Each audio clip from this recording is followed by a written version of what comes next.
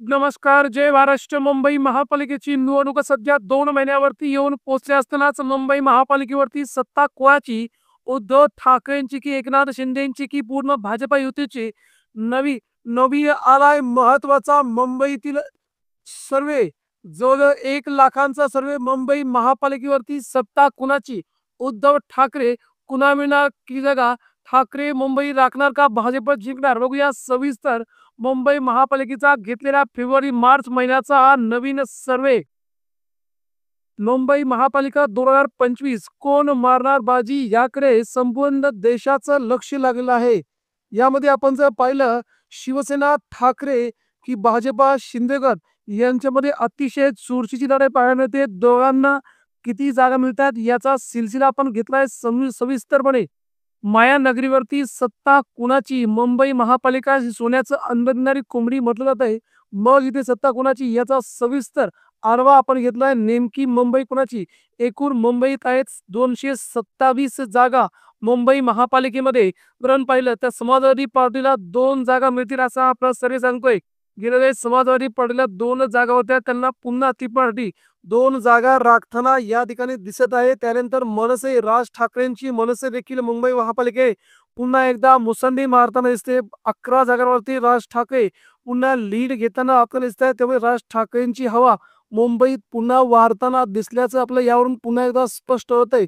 राज ठाकरे पुन्हा किंग म्हणून पुढे येतात का? हा देखील तेवढाच महत्वाचा प्रश्न सध्या इथे दिसतोय. त्यामुळे सत्ता स्थापन करताना राज ठाकरेच एकमेव अशी व्यक्ती असेल की ती त्यांची मदत कुणाला तरी घ्यावी लागेल.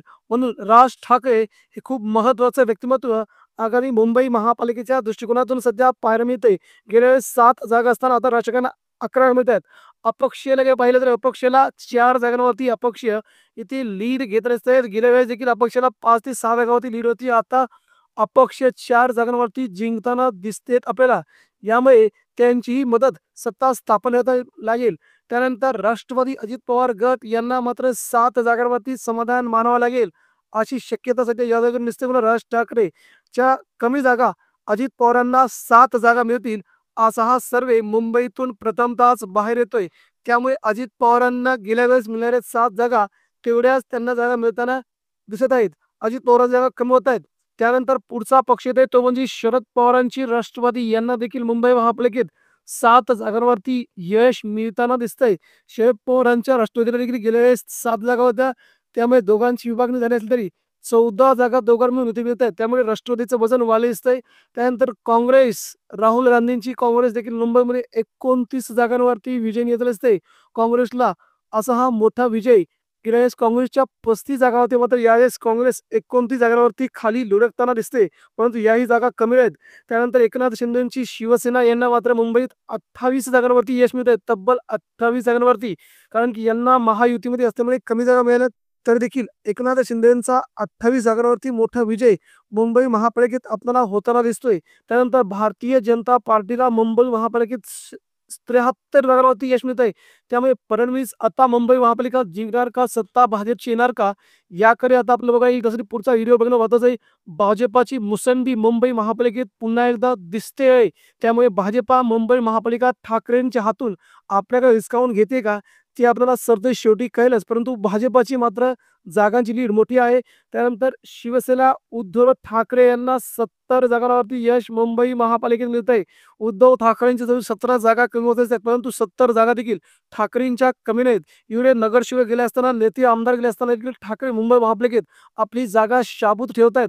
70 जागा म्हणजे खूप जास्तच आहेत. त्यानंतर आपण पाहिलं तर महाविकास आघाडीला एकूण 106 जागांवरती यश मुंबई महापालिकेत मिळत आहे. त्यामुळे मुंबई महापालिकेत महाविकास आघाडी सत्ता स्थापन करणार का की महायुती करणार हे देखील तेवढंच महत्वाचं आहे. आता महायुतीला किती जागा द्यायला लागेल? सत्ता स्थापन करायला 114 जागा हवेत. महायुतीला 108 जागा वरती यश मिळतं, म्हणजे महाविकास आघाडीपेक्षा 2 जास्त जागा महायुतीला मिळत आहेत.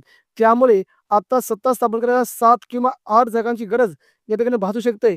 त्यामुळे पुन्हा एकदा महाराष्ट्र राजकारणामध्ये राज ठाकरेंची भूमिका महत्वाची राहील किंवा अपक्षीय आणि अभाजनी यांची देखील महत्वाची भूमिका राहील.